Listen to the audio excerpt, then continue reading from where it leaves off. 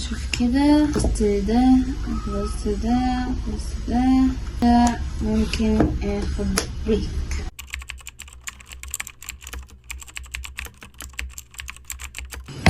يلا بسم الله الرحمن الرحيم. النضارة مفضلش غير اننا نذاكر. شوف صاحبتي ردت عليا ولا لا. نأجل المذاكرة بكرة مش مشكلة.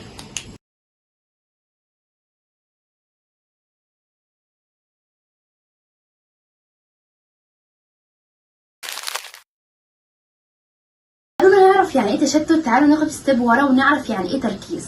التركيز هو تركيز الانتباه على شيء معين او على عمل معين او تاسك معين. يمكن زي القراءة او الكتابة او المذاكرة كتير يمكن بتحتاج مننا تركيز اقل من ده شوية، ولكن للاسف احنا حوالينا حاجات كتير بتشتت الانتباه ده، وعدم الانتباه او التشتت بيخليك تفقد السيطرة على حاجات كتير في حياتك، ويبقى عندك مشاكل كتيرة جدا في جوانب كتيرة جدا زي المذاكرة وزي الشغل وزي كمان العلاقات. طب تعالوا اقول لكم التركيز والتشتت اصلا بيشتغلوا ازاي في عقلنا.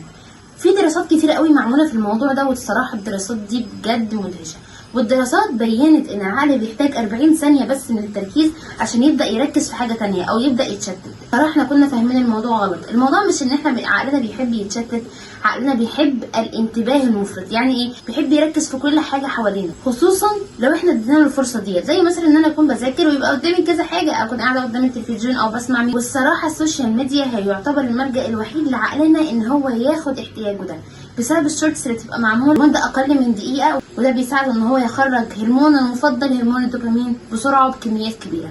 يعني مش بيحتاج يعمل حاجات تانية هتاخد منه مجهود، زي مثلا الرياضة، او زي مثلا ان هو يعمل انجاز يخليه يخرج الدوبامين. الشورتس اللي بتبقى موجودة على السوشيال ميديا بتساعد العقل ان هو ينتج الهرمون دوت بسرعة ومن غير ما يعمل اي مجهود اللي بيعمله في الحاجات التانية.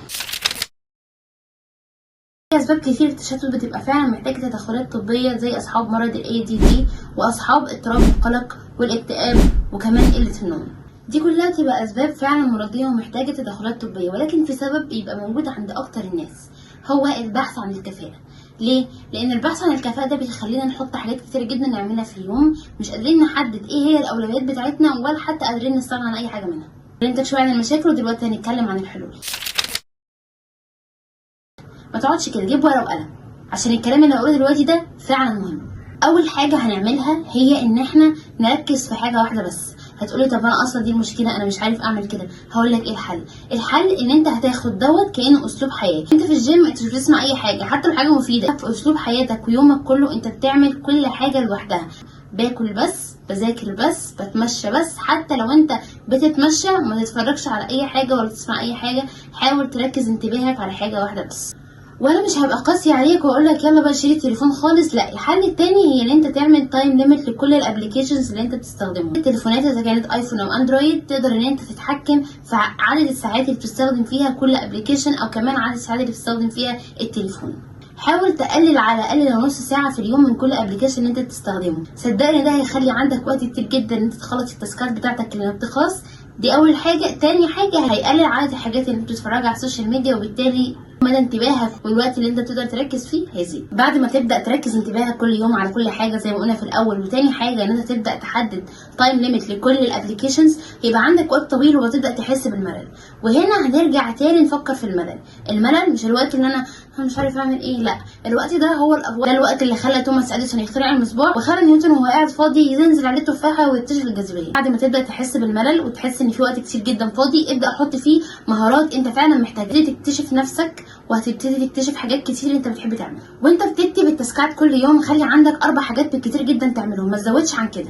بعد ما تبدا تتعود على ال4 حاجات دي حط حاجه كمان. طب ده ليه؟ معانا كل يوم يشوف ان عندك تاسكات كتير هيفضل مشغول طول اليوم بالتاسكات دي، وامتى يخلص ده وامتى يخلص ده.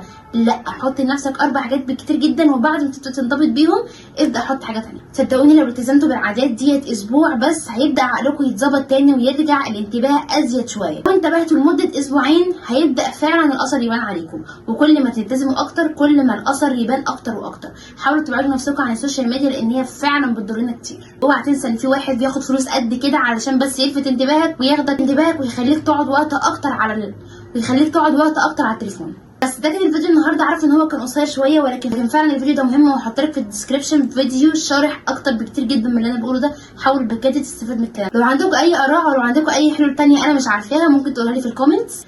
ما تنسوش تعملوا سبسكرايب ولايك عشان مش هتعصب زي المره اللي فاتت. لو سمحتوا سبسكرايب ولايك. لو حابين ان انا اتكلم عن حاجه معينه برضه ما تنسوش تقولوا لي في الكومنتس. ما تنسوش صلوا على النبي صلى الله عليه وسلم. الى اللقاء. لا تنسى عشان احنا نسينا، لا تنسى عشان احنا نسينا. ها عشان الوضع بقى بجد سيء جدا، انا هعيط والله. يلا من لله. عملية يا لهوي انا لابسه النضارة دي. انا ايه اللي خلاني البس النضارة؟ لا اله الا الله. مش عارفة ليه عيني من كتر ما انا ضاربة هنا عيني مش قادرة بجد. او حاجات تانية يعني يمكن بتحتاج. لا وقت الحمامة بقى، الحمامة تعدي عشان تلفت انتباهنا.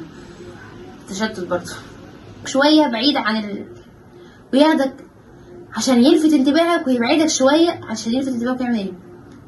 عشان يلفت انتباهك، عشان يلفت